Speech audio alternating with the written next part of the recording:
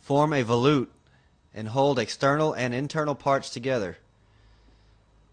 Most are two pieces and bolted together with a gasket in between. A radial split casing is split perpendicular to the pump shaft, and an axial split casing is split parallel to the shaft. The volute is a gradually widening cavity inside the casing, which serves as a discharge for the pump. The inlet to the valve is commonly referred to as the suction eye. Fluid enters from the center and is spun outward to the volute by the impeller. In order to operate correctly, the inlet line must be primed. The impeller is a set of blades that rotate around the drive shaft, which spins and transfers the fluid from the center to the discharge.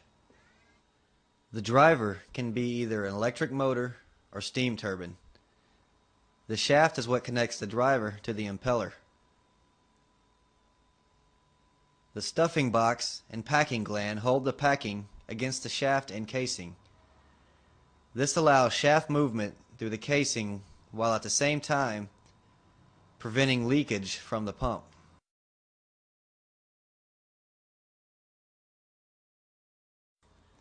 If a pump was said to be horizontal, it means that the shaft is horizontal to the ground. Horizontal seems to be the most common type in industry. However, vertical pumps are more compact, winterize better, and tend to have lower installation costs. The simplest type of centrifugal pump is a single-stage pump. A single stage has only one impeller. In a multi-stage pump, the fluid enters the suction eye of the first stage impeller and is sent into the suction of the second stage impeller. The fluid flow and pressure will continue to increase at each stage until it reaches the discharge. Most centrifugal pumps have just a single inlet. Some applications require a higher volume of pumping. In these circumstances, a pump with more than one suction can be used.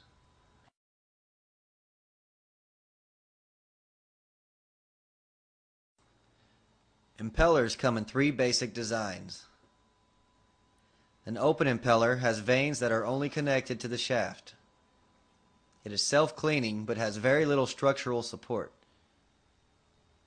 A semi-open impeller has the vanes connected horizontally to a plate on one side for more support.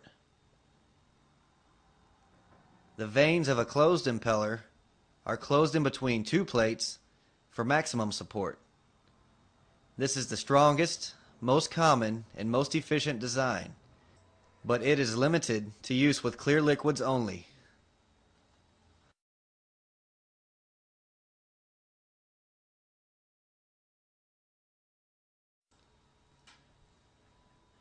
Pressure head is a convenient term used in pumping to describe the pressure required to force liquid into a pump.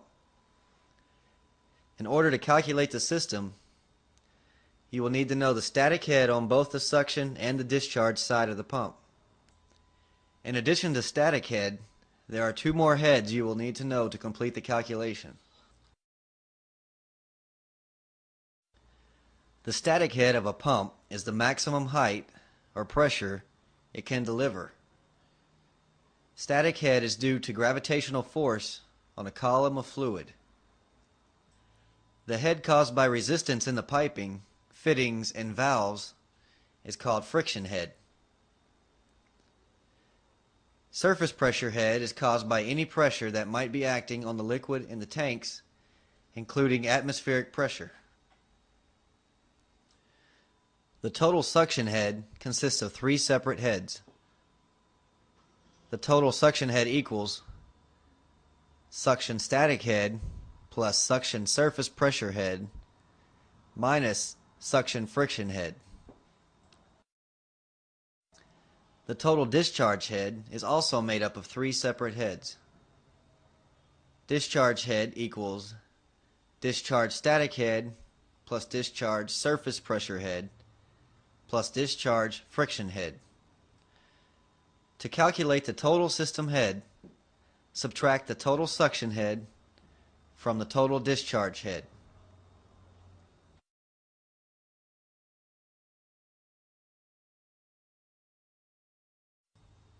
When cavities or air pockets form in the fluid being pumped, it is called cavitation. Cavitation occurs on the suction side of the pump.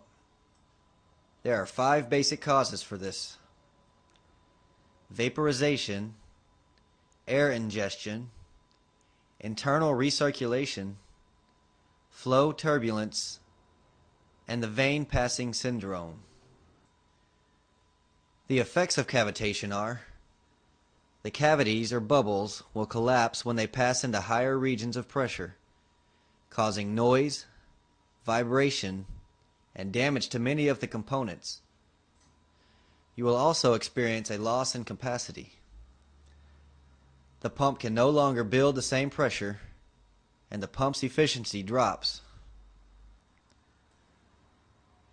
Rapid swings in the discharge pressure are one way to recognize cavitation. Another way to recognize cavitation is by sound. Cavitating pumps resemble the noise of steel ball bearings being introduced into the pump. A cavitating pump must be resolved quickly in order to avoid severe damage.